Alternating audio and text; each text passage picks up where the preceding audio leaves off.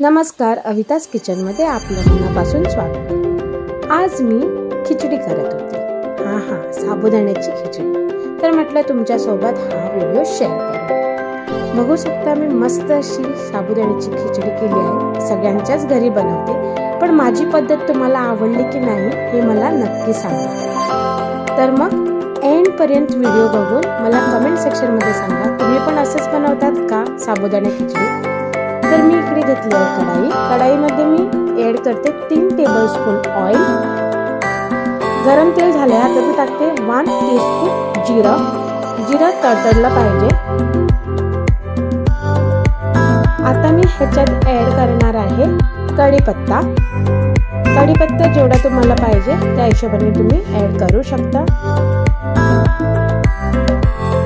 मस्त असा कढीपत्ता पण तडतडलेला आहे। याच्यात मी ऍड करते 1 ग्रीन चिली बारीक कट करून घेतली आहे। तुम्हाला जेवढं तिखट पाहिजे तेवढं तुम्ही इकडे टाकू शकता।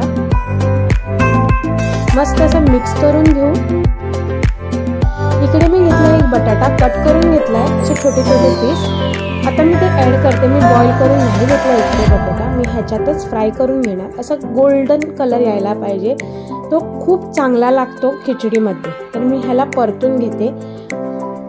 स्लो गॅसवरती मी ह्याला परतून घेणार आहे। मस्त असा गोल्डन ब्राउन कलर यायला पाहिजे।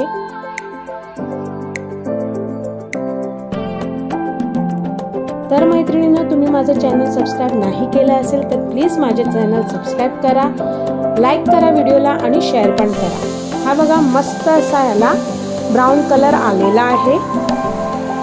इकडे मी साबुदाणे 2 वाटी भिजत टाकले होते। 2 वाटीला मी 1.5 वाटी पाणी टाकलं होतं आणि ह्याला मी 3 तास भिजत ठेवले होते। मस्त असे सुळसुळीत साबुदाणे झाले, चिकटलेले नाही, एकदम पाणी नाहीये त्याच्यात। असेच आपण प्रमाण ठेवले तर मस्त अशी खिचडी आपली सरळ अशी होते।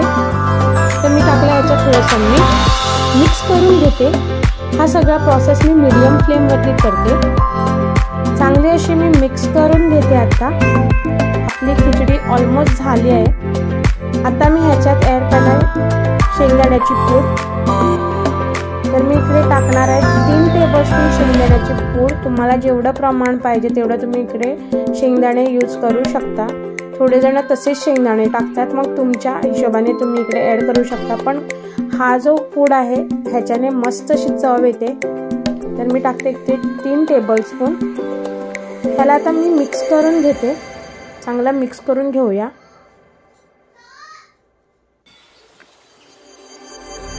मस्त अशी आपली खिचडी झाली आहे, तुम्ही बघू शकता। मस्त वास असा येतोय। तर आपली खिचडी इकडे रेडी आहे। आता मी फायनल ह्याच्यावरती टाकणार आहे कोथिंबीर। थोडीशी मी चॉप करून घेतली आहे कोथिंबीर, ती मी ह्याच्यावरती टाकते। आणि थोडीशी साखर ऑप्शनल आहे, तुम्हाला पाहिजे तर मी 1/2 टीस्पून एवढी साखर टाकली। मी टाकतेच साखर, मला आवडते। तुम्ही पण सांगा तुम्ही टाकतात का, मला कमेंट सेक्शन मध्ये सांगा, म्हणजे मला पण समजेल की किती जण साखर यूज करतात। ऑप्शनल आहे पण मला आवडते असं माझं आहे म्हणणं। तर मला पण बघायचं आहे की किती सगळ्यांना आवडते।